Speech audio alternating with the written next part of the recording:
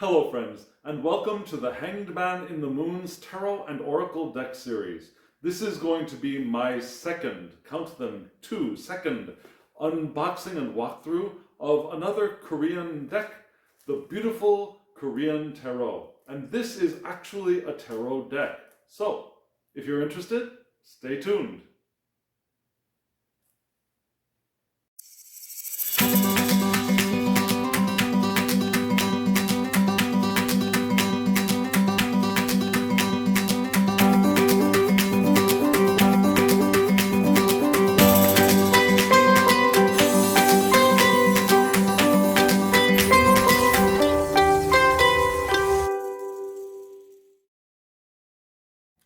Hello friends, and welcome to the Hanged Man in the Moon's second, yes I said second, unboxing walkthrough of a Korean deck.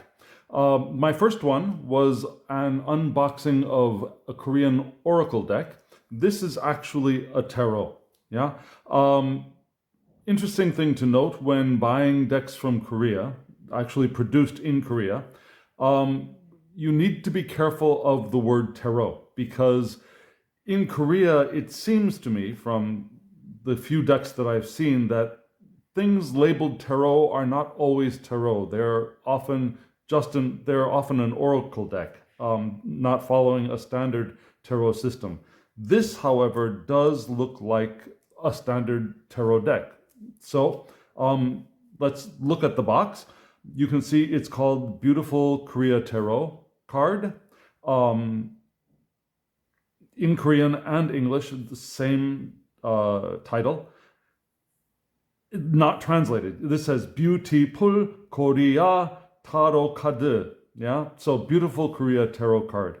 The author or the creator is Jinie, and that is almost certainly a pen name. Something in the line, maybe on the lines of Kitten Chops, who created Playful Heart Tarot. I doubt that Kitten Chops is the creator's actual name. So Jinie is probably a nickname or a pen name. The box is standard Korean styled boxing. The packaging is standard Korean packaging. So let's see how easy it is to get into here. If I need to, I might pause the video. Let's see. Okay, so it's closed with Scotch tape, which is common here. Books wrapped in plastic are folded over rather than shrink wrapped and then taped down with Scotch tape So, okay, that wasn't so bad. Let's see how the inside looks. So the box opens like, okay, oh, there's more Scotch tape. So let's see how easy this is to undo without damaging the box. I'm going to get something sharp and slice that. I'll be right back. So I just used an X-Acto knife to cut this open. I did not want to do that on camera because, well, I think some people don't like seeing that on camera. So let's see what's inside here. Let's carefully open up the box. It's an extremely large flip top, and it looks like this is going to need help as well. I'll be right back. Okay, so this is not the best solution, but for flip top boxes, if you have a letter opener or a butter knife or something flat to use, you can pry up the lid of a flip-top box without damaging it much more easily. The closest thing I have in my office is this small knife. So don't worry, I don't think we'll be cutting anything important. Slide it in, and if you've never done this before, it's really very simple. Just wiggle it up, and there you go. The box is open. The flip, okay, maybe this one needs a little bit more nudging from the other side. Let's see, without pressing here. Okay, here we go. The box is now open. Let's see what's inside. This is going to look beautiful, I think. And okay, so more cardboard. Set this aside. Yes, I'll just set the box aside because this is a wide presentation. Okay, I see. So here we have the book. A nice thick book. I mean, Korean books are usually very good. I'm surprised that the paper is not the standard glossy paper that most Korean books are printed on. This is a much less expensive paper than I'm used to seeing in a Korean book. This, I assume, is the author, Jinie. Can you see her picture? Yes, you can. Okay. Beautiful Korean tarot card. Nice picture on the front.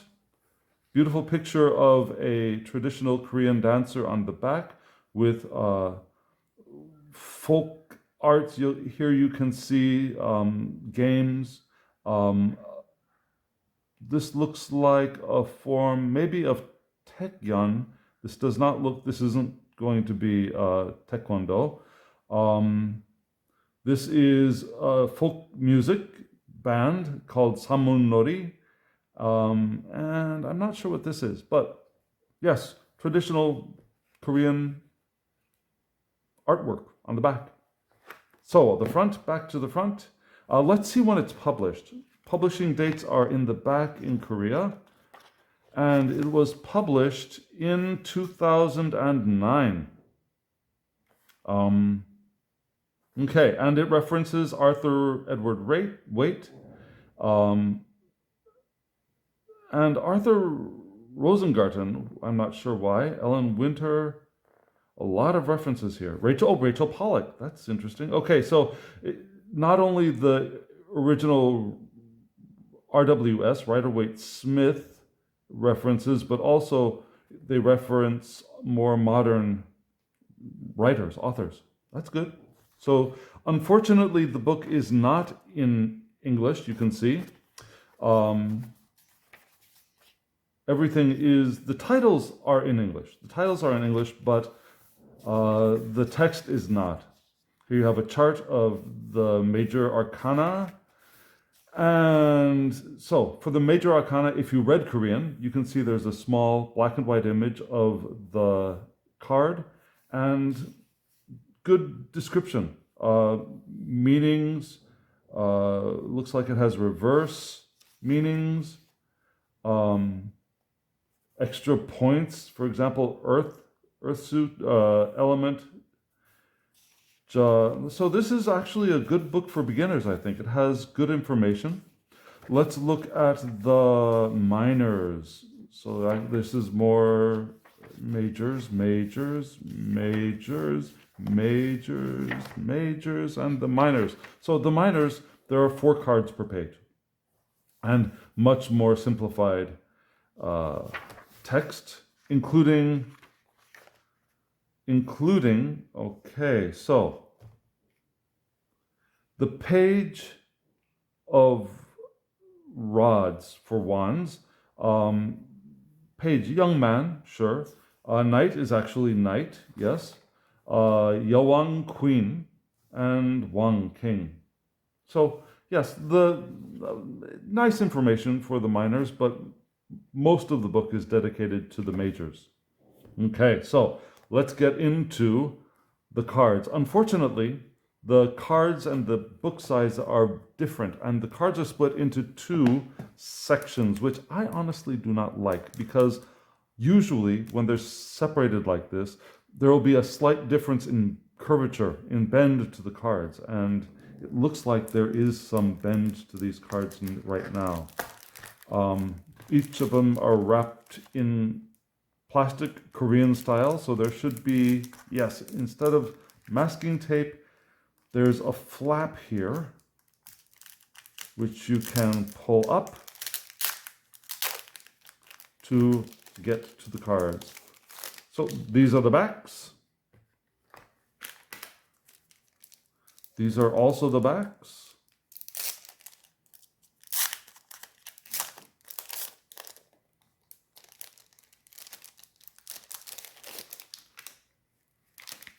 And you can see in Korean, this is called taeguk, taeguk. And it's in Korean, yang symbols. Yang is, what do we call it in English? We call it yin yang from China. But in Korea, it's yang. Yang is yang and is yin. Yeah, is the passive, yang is the active. So we have that, and this picture, the small circle, is called taeguk in Korean. And above that, you can see a lattice work, a common pattern in Korean furniture and other design elements. So it's a pretty back, and they are reversible to a point. There is a small mark here, which is probably the publisher, which is a little unfortunate, but if you can ignore it, it does make it unreversible for those who that bothers with the backs. For me, I read reversals and that would not bother me, but that could be a factor for some people. And here we have an extra card, and which is, okay, so this is Pentacles, and this would probably be where the majors begin. Yes, so let me get rid of the bottom box, and here we go. I'll zoom in so that you can see this a little bit more clearly. Here we go, zooming. And let me set it to this a little bit better. So, the extra card has the Fool on it, which is cute. Here's the Fool. We have our dog. Now, instead of being high up at the cliff of a mountain, he's on a stone about to step into a river. He has his pack, he has his stick. Bright sunny day, and on the sides there's a small, it looks like there's a small internal border. Now this is interesting, right? Because there is a border, but the border is, and part of the picture is slightly erased or blended. So let's see how that works for the rest of the deck, if it's exactly the same or if there are slight variations. And here on the side border, this attractive side pattern is, I like that a lot. It reflects the colors in the title at the bottom. So the images are a little small, but here's the Magician. Now the Magician is not traditional. Yeah, no table, no cups, no pentacles, no wands, just an arrow. So this is interesting. The Magician here is an archer. That's an interesting choice. We have the symbol for water here on the side. Interesting. Was there a symbol for, no element symbol here. Interesting. Yeah, 2 water symbols here. Interesting. So let's look at the High Priestess. The High Priestess is also different from usual. I mean, the title is there. And she is holding, she has a black cat. Interesting. And okay, so there are differences in the borders. Here's a snake climbing up the side. Here are the 2 moons. So that's similar to traditional tarot. And there's a flow of water behind her, which would not normally be there in a temple or it looks like a castle, a Korean royal palace. But interesting, very interesting. No book. Here we have the Empress looking very Empress-like, sitting very regally in her wooden chair in front of a flowing river with an open pagoda in the back. And it looks like pomegranates here at the bottom, some flowers. No element sign here. Interesting. Oh, she does have the Venus symbol right here on her lap. That's an interesting detail. But you can see some abundance. We have flowers growing, bushes growing here, some pomegranates. The Emperor looking very kingly in a Korean setting, holding a chalice and a scroll. See both the sun and the moon behind him. Balance, balance. Okay, so the borders are different, right? Here the blending is very, very light compared to the Fool, which had a lot more erasure. Okay, so here we have the Hierophant. The Hierophant here is Yangban. He's a kind of scholar, and he's holding a hand fan, a crane in the background. It looks like though they're following a traditional Korean imagery included with a traditional Taro structure and including some traditional Taro elements, although we don't have a key here. We don't have any postulants or people receiving instruction from him, but he is in a teaching posture, which is interesting. Okay, the lovers. No third party. Two lovers meeting out by a river, it looks like.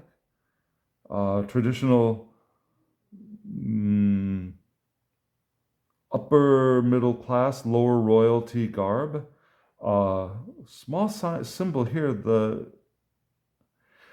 It's interesting because this at once looks like a combination of earth and air symbols into the traditional six-pointed star. So that's an interesting thing. Let's move on. Okay, the Chariot. The Chariot is a boat, a warrior on a boat, which is also interesting. Dragon head. Very interesting. This looks like it looks like, now this is just me, but it looks like the period called Imjin-Weran, which is when Japan unsuccessfully attacked Korea, trying to conquer Korea during the early 1500s. It looks like that period. These are not the turtle boats, which helped, at least, or maybe they are. It could be a turtle boat. It's hard to tell with the water. But turtle boats were invented or were designed or suggested by General Yi Sun-shin, who is a very, very famous general during that period. And these turtle boats helped Korea win the war and keep their country. So strength. Okay, so instead of a woman, we have a young man. We have a lemniscate up on top of his head, his hat, and a tiger instead of a lion. Tigers are much more of a Korean symbol. Out there in the middle of the wilderness on a mountain path. Korean boots. Very nice. The art, I like the art on this. It's a little bit leaning towards cartoon, but not so cartoonish that it loses any of its weightiness. Yeah, there's a weight to the imagery in this card, in this deck, I think. The hermit holding his lantern.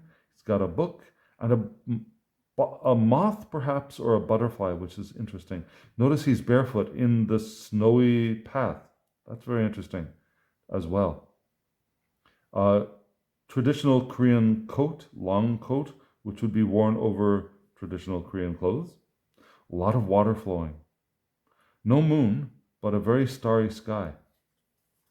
The Wheel of Fortune. I like this wheel. There are no creatures on the wheel, and you don't see any lettering for Taro, Rota, however you want to read those letters.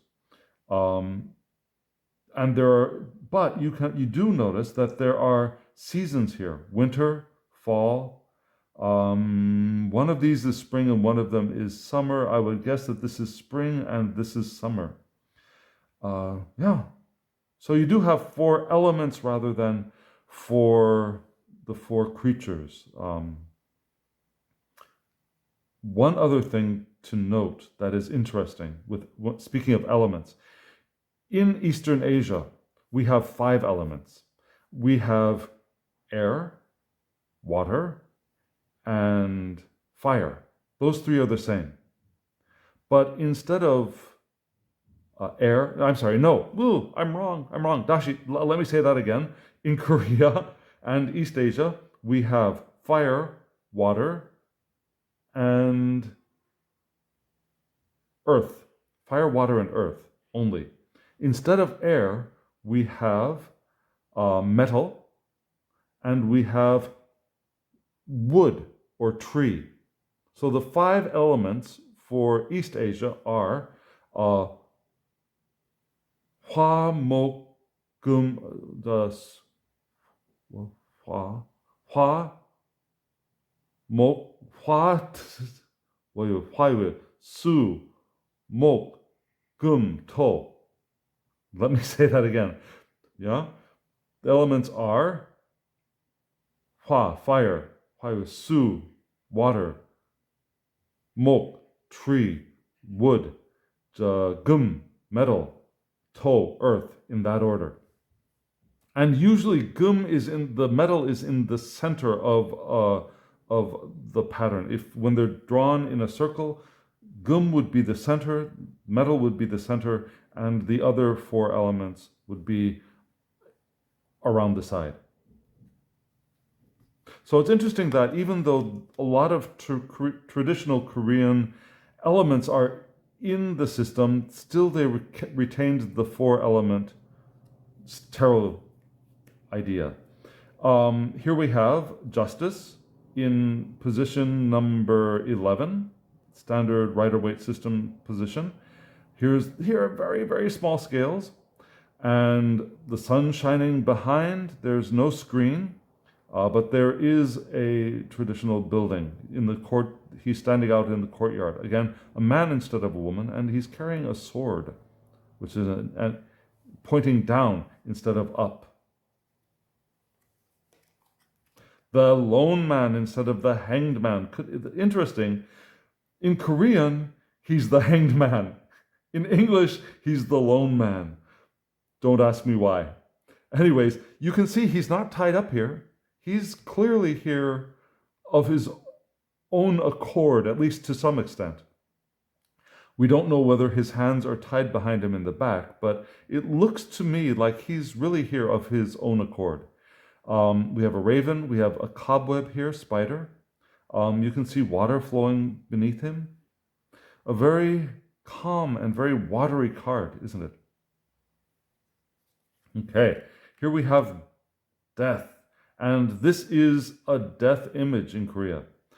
Interesting that there's a baby here, but perhaps the baby is being protected. This is the kind of thing that is hung outside of a house when a child is born in that house to protect them from disease and early death. So it looks like this baby is being protected from death in this card. An owl up there in the sky flying.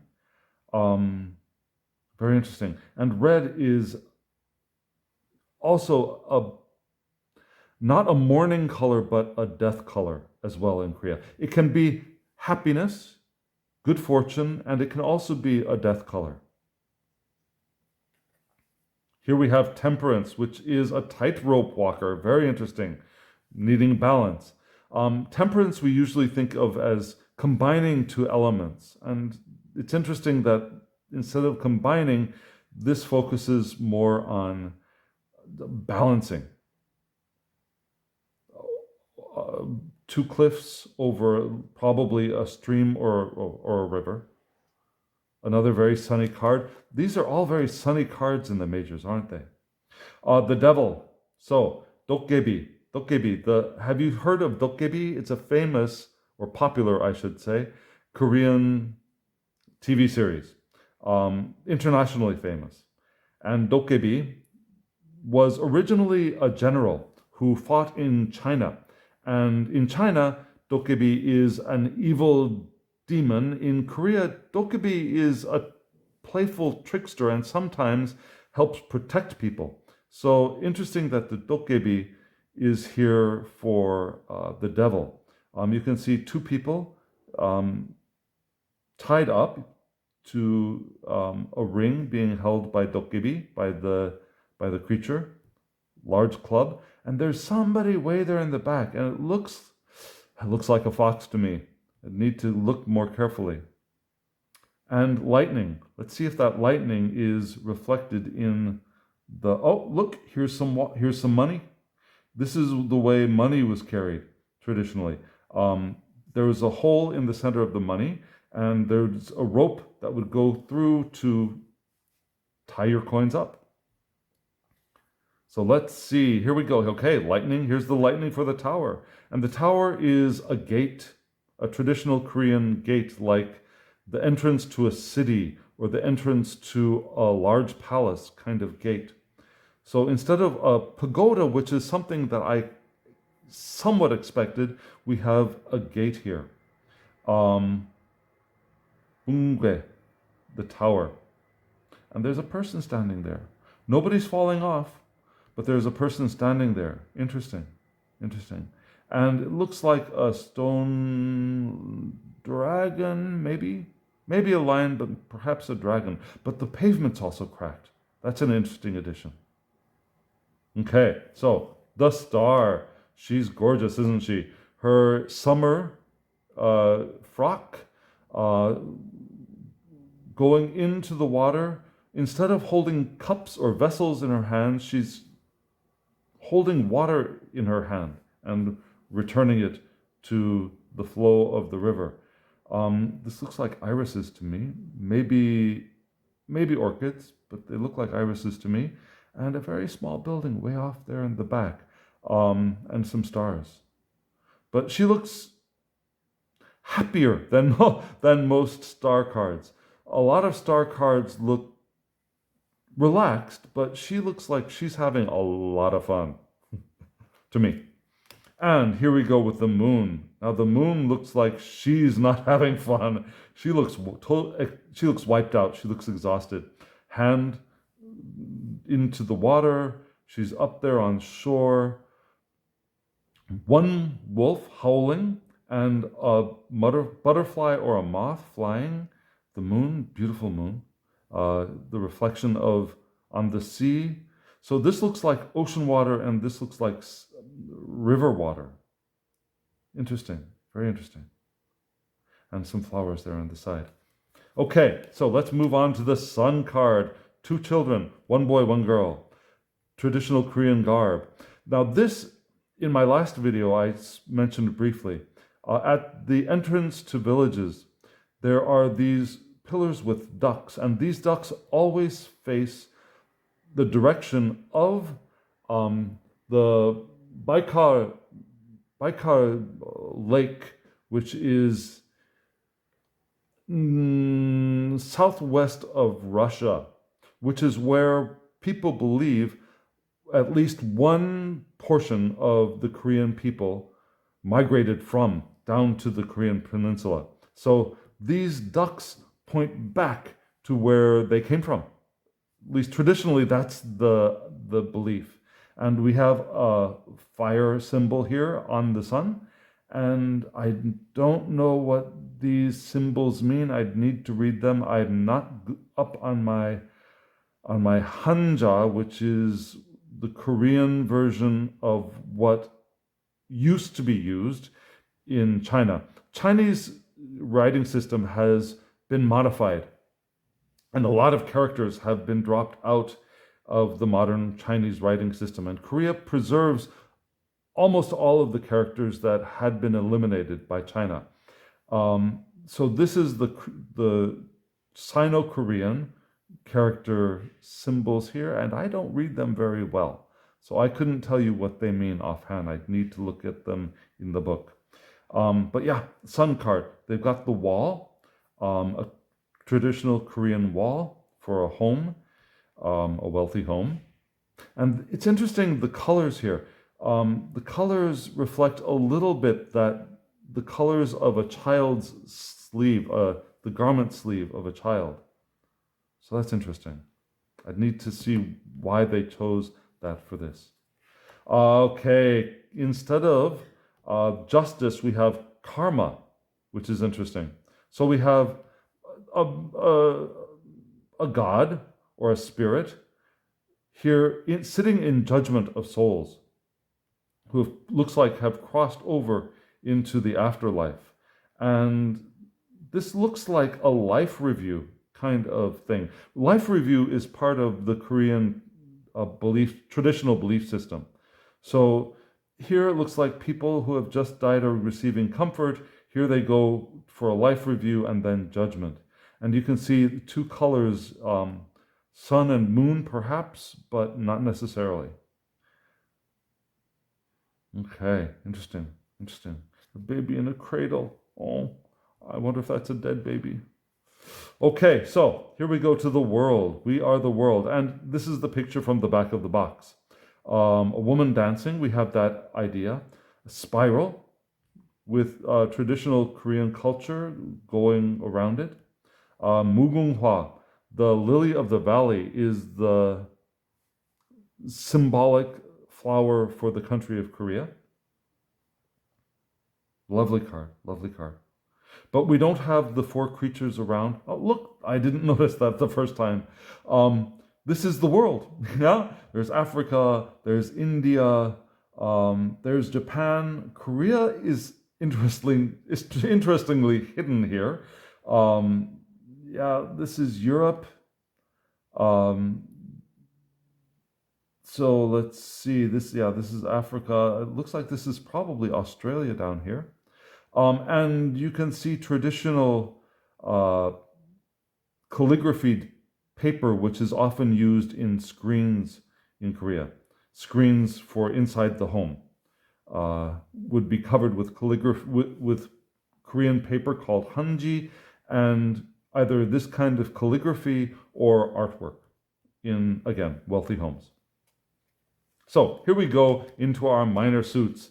It starts with the swords, Ace of Swords. Interesting, there's a moon symbol here. Go a little bit more quickly through the minors, which is common for unboxings, I see. Two of Swords, two people in conflict. Two colors, yin yang, yang. Interesting. So there's balance here, a balance of colors, balance of energies with these two people who are still in conflict.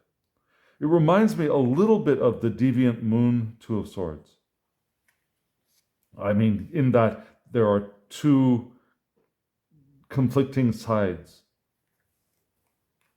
Three of Swords here. So here's the guy who's been stabbed. Interesting that she's carrying one of the blades away. Makes you kind of wonder if she's one of the ones who stabbed him, and if he's putting the blade in or removing the blade. Can't really tell. This poor guy. Not very happy situation. Four of Swords. Okay, very contemplative. All four swords are standing, and she's observing, meditating on a moth or a butterfly. Outside, so in a traditional Korean home, the roof extends beyond the main wall of the building like this. So there would be a kind of, not really a balcony, but a veranda around the building. Since all buildings are mostly one-story buildings in Korea. So traditionally in Korea. So there would be this veranda that people could sit outside and under a roof and enjoy the cool breeze of day or night. And that's what she's doing. Now, it looks like she's in mourning garb, which is interesting. Yeah, so there's sadness reflected in this card as well. Five of Swords. Yeah, okay, so looks like someone giving up in battle. This is a Japanese person, by the way. A Japanese person, a Japanese warrior giving up to a Korean warrior. Six of Swords. Here we go. Traveling. Only one person, but traveling. We don't see so much of a difference of, well, I guess you could you could say that this is more calm water and this is more choppy water, but it also just looks like because we're going off into the distance, you can't see the ripples anymore. So that difference between rough and calm water is not, to me, as clear here. Seven of Swords. He looks like he's trying to get away with something. Yeah, very common, very common. Notice the white backgrounds here. That's interesting. Eight of Swords. He's not bound as the traditional Rider-Waite woman is. This is a more male deck, it seems, than other Rider-Waite-Smith decks. More male figures in this deck. But yeah, the symbol is similar, except he's not so tied up. Now she looks like she's tied up. The Nine of Swords. Her wrists are bound, and she's hiding her face from these swords which are behind and before her. Interesting. Interesting. Ten of Swords. He's knocked down. Yes, this is a traditional stabbed in the back, knocked down kind of Ten of Swords, isn't it? Not as much blood. We don't have blood flowing out of him, but there is a little bit of blood here. And here we go with, okay, interesting, the King. Starting with the King of Swords. Not much immediate symbology reflected in this King. I'd need to compare the other kings, but except for the sword, I don't see much obvious symbology here, except for being a king. The Queen of Swords, she has some flowers behind her. Her traditional queenly hair piece. This is a formal wig that would be used during formal ceremonies. She's got her one knife. And the Knight of Swords. Okay. Yeah, not much in the way of symbology, but maybe the color, maybe the knights or the swords are this yellow color or goldish color. And the Page of Swords. Younger man holding, I'm not sure what that is. It looks like a decorative thing, but it could be a pine cone. I just don't know what that is. I'd need to look at the book. It's hard to tell for me. Okay, moving on to the Pentacles are next. Pentacles, traditional Korean tassels. This is a traditional Korean design that could be used at the front of a woman's dress, hanging from underneath the high-waisted jacket over the skirt. Lovely, lovely. And this looks like a gravesite actually. These are memorial stones. Now a gravesite would usually be a mound, and maybe that's a mound there in the back. It's hard to tell. And a cow. Okay, so Two of Pentacles. I mentioned this in the other video, that this is a traditional game for girls in wealthy houses during the Joseon period, which ended right before the Japanese colonization of Korea.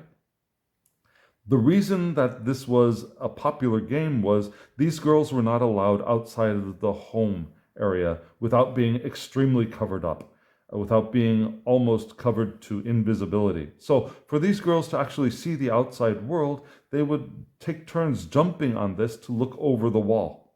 So it was a common game and way for girls to see what's outside the home.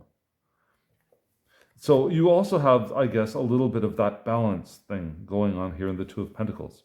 Three of Pentacles. Now this looks like he's working by himself, but he's embroidering pentacles onto cloth, which is an interesting thing.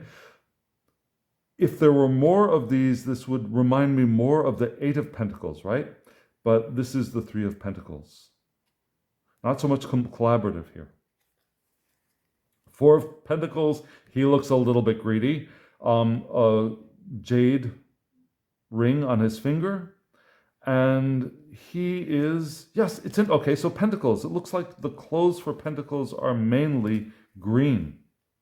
Um, this is a fish that is very expensive now, and traditionally given and eaten during the two main festivals in Korea, the Lunar New Year and the Harvest Festival, which is called Chuseok.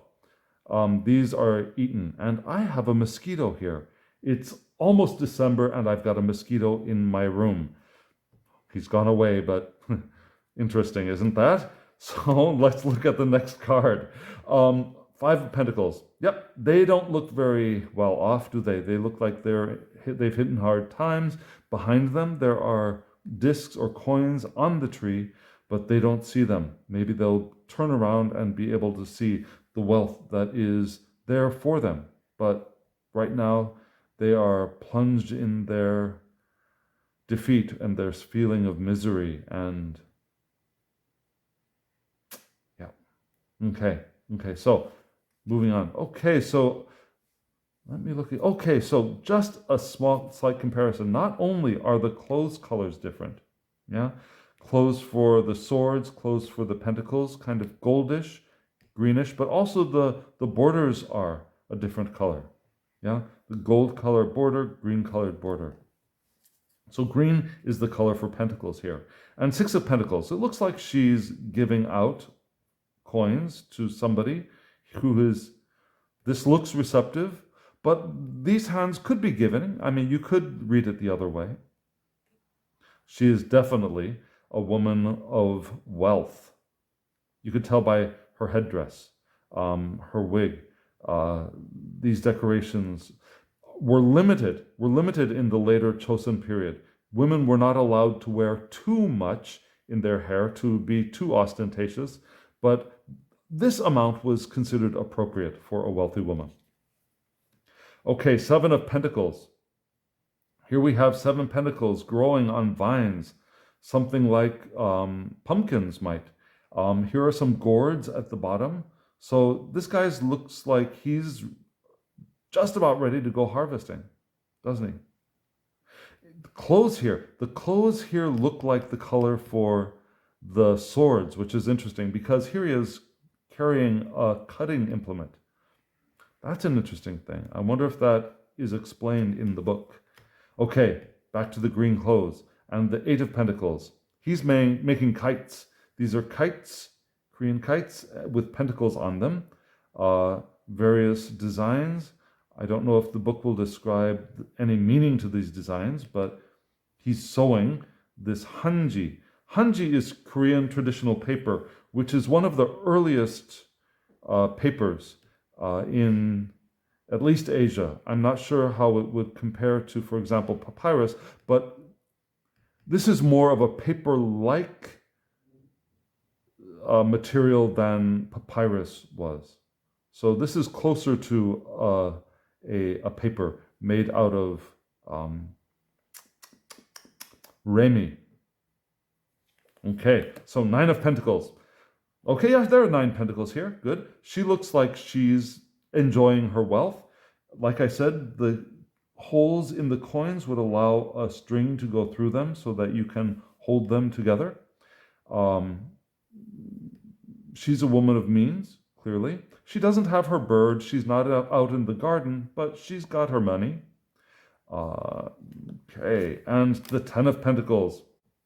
So instead of a family and a rainbow, we have a group of women here dancing beneath the moon, doing a circle dance beneath the moon, which is interesting. This would be a dance for good fortune, good luck, I would assume.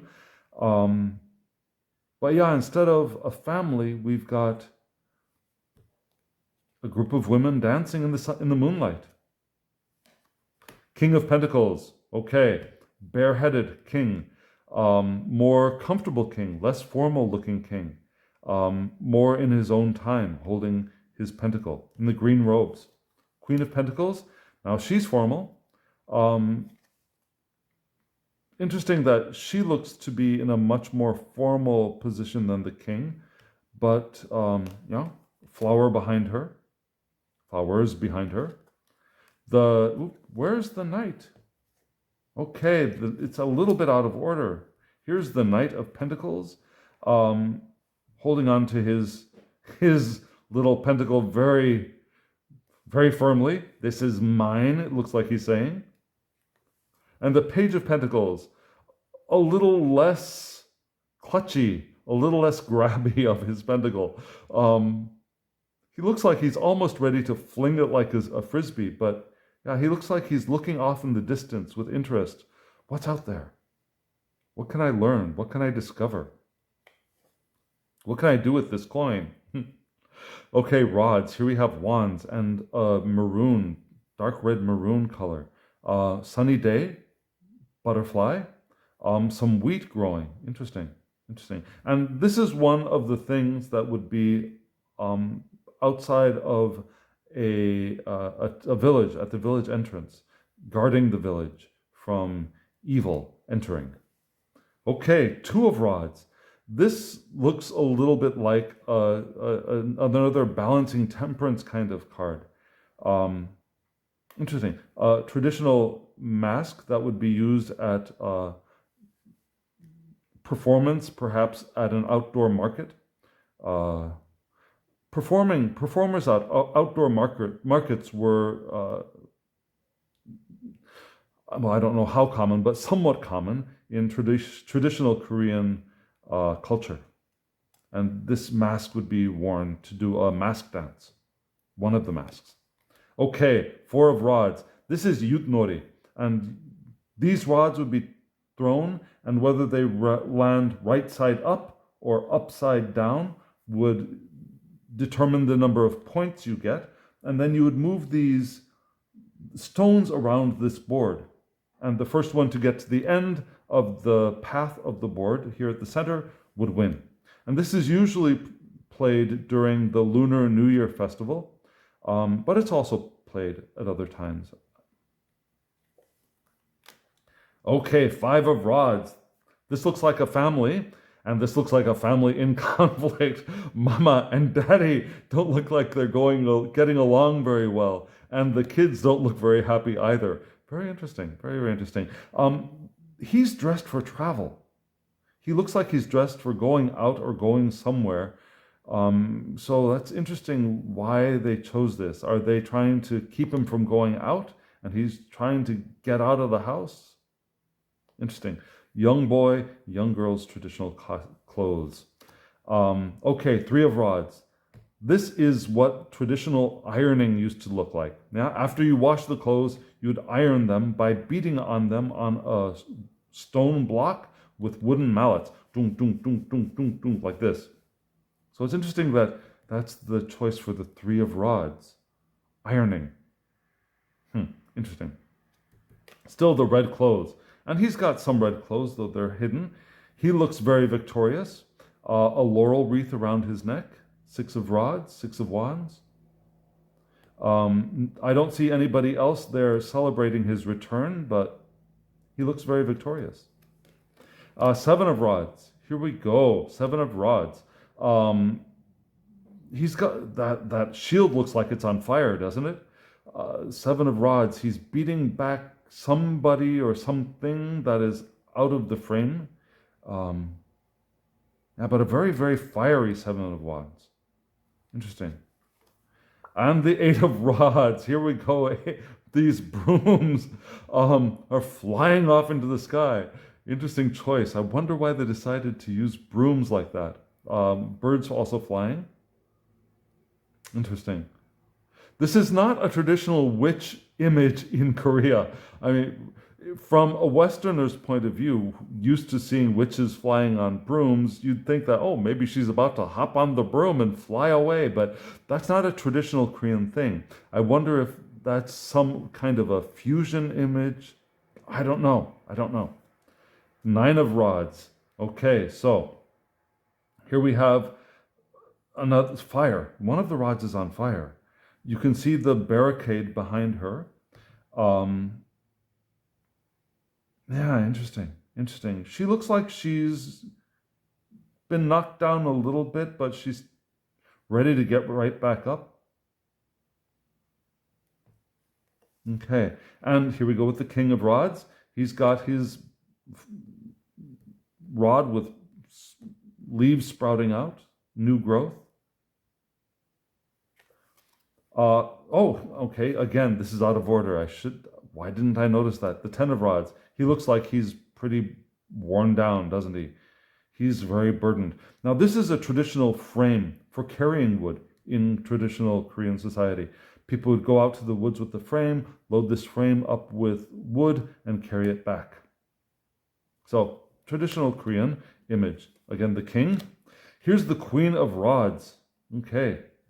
So, he looks more formal. He looks like he's ready to greet people from outside of the inner sanctum, and she looks like she's just in her free time, wandering around, doing her own thing.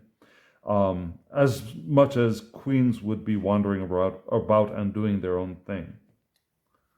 And here we go with the Knight of Rods.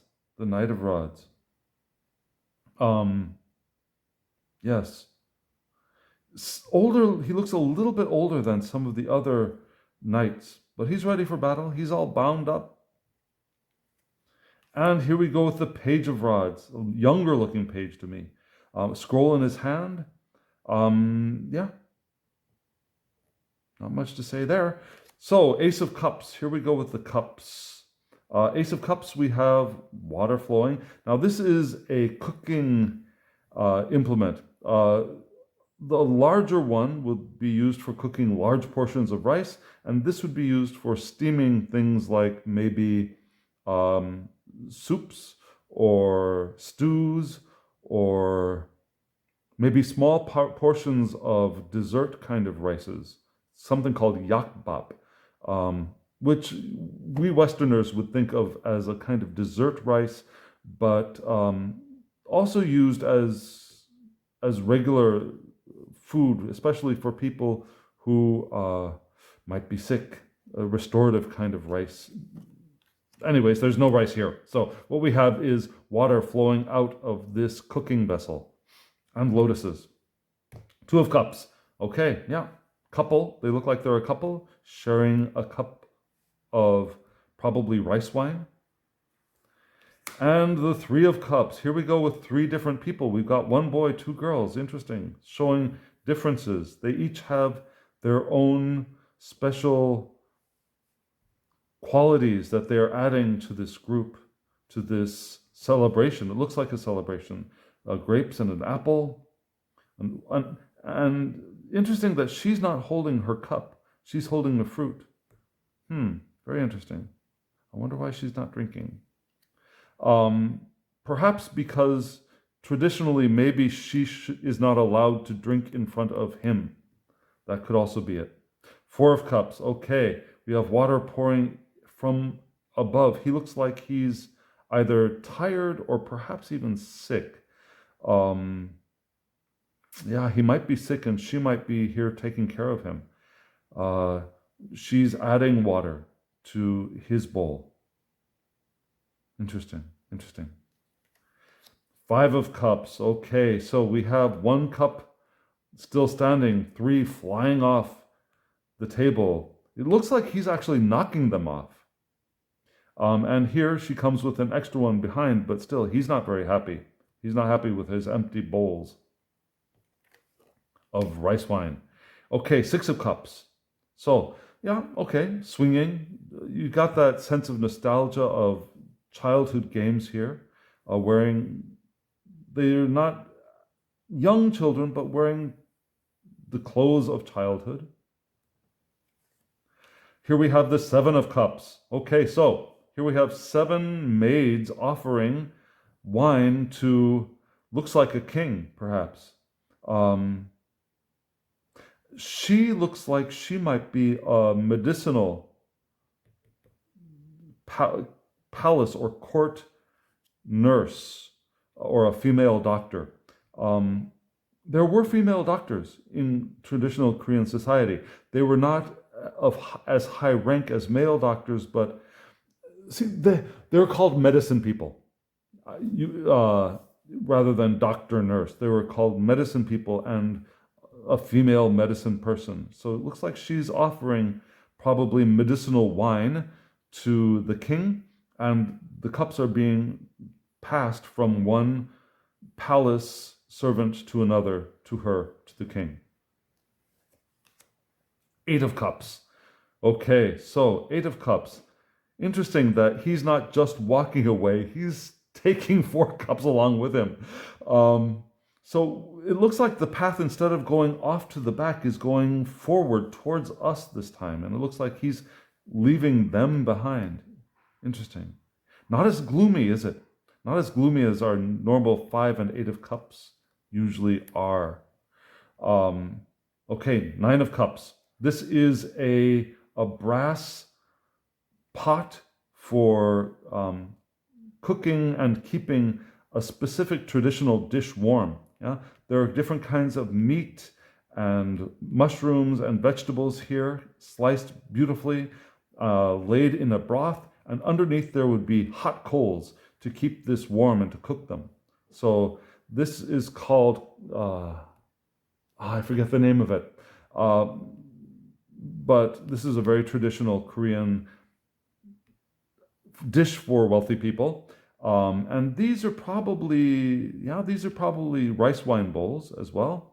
Looks like he's got a chicken leg there. He looks very satisfied. He's having a party by himself, being tended on by the lady behind him. He looks very happy. Okay, so the 10 of Cups. Here we have a family situation. Yes, here we do have a family. The daughter and son are bowing to their parents, perhaps on a Lunar New Year. Something that is usually done. The children would bow to their parents would give them money, small amounts of money. This is the screen I was talking about. So this would be paper with either a picture like this, which is a picture of longevity. There are 10 elements of this picture which are symbols of longevity or eternal life. Or else this paper would have traditional Sino-Korean calligraphy on it. And you can see, again, I didn't mention it, but the borders for the cups are all blue. The clothes are basically all blue. 10 of Cups. And here we have the King of Cups. He doesn't, for some reason, he looks a little irritated to me. I don't know, but he's holding a very large brass cup in his hand. Almost a bowl. Queen of Cups. She's got a bowl in her hand, and she's got flowers behind her. And here we go with the Knight of Cups. Knight of Cups. He's decked out. Now he's not decked out for war. So this gives that more, I guess, romantic feeling for the Knight of Cups. Now he's not ready for battle. He's ready for socializing. And here we have the Page of Cups. Interesting that the Page of Cups is the last card in the deck. So there we are. Here we are with the beautiful Korea tarot cards. What did you think? You notice that while they are scenic images, they're not very, the backgrounds are not very detailed in the minors. Yeah? The backgrounds of the minors are very plain in many ways. Now, there are some, for example, here there's a plant, but not much going on in the background. The backgrounds are very white. But still, a lot of color symbology, and if you ask me, a very beautiful deck. Let's keep the Queen of Swords here on top for no particular reason. Well, thank you for watching. If you have any interest in this deck, let me know. I might be able to help you score a copy from a bookstore here. It might be available online outside of Korea, but if you're interested in it, let me know. Let me know what you think of it. Does it remind you of any decks that you have and have worked with? Size-wise, I forgot to mention size. They're a little bit smaller than a traditional tarot card. This is the Pamela Coleman Smith, produced by Los Scarabeo. So the width is just a hair shy of a traditional tarot deck, and it's shorter. Cardstock it's semi-gloss, but but it feels like it will shuffle very easily. Let me give it a shuffle here for you. Let me put them back facing the same direction so that when we shuffle it doesn't look too weird. Here we go, and here we go. So let's see what, yeah, like I said, yeah. Okay, the bow is not too different, but there is a slight bow here on the side. So let's see what it shuffles like. Yeah, if you're a riffle shuffler, it will riffle shuffle very well once you get it broken in. Not difficult. It's not too chunky. Yeah, the bow needs to be unbowed a little bit. And with work, with some use, it will become more flexible. But it feels durable. It feels durable, and you can see there's not much gloss on this, right? There's a little bit. I mean, if I do this, you can see reflection, but sitting flat, there's not much gloss on this deck. Okay, ladies and gentlemen, I have a feeling my camera was shaking a lot. I'm sorry if that has been bothersome to you. But this is the beautiful Korean deck. And let me know what you think in the comments below. Like if you like. Subscribe if you want to see this or my other videos with the Hanged Man in the Moon series. And share it if you feel like there's somebody who might be interested in this deck. And thank you very much for being with me. Goodbye.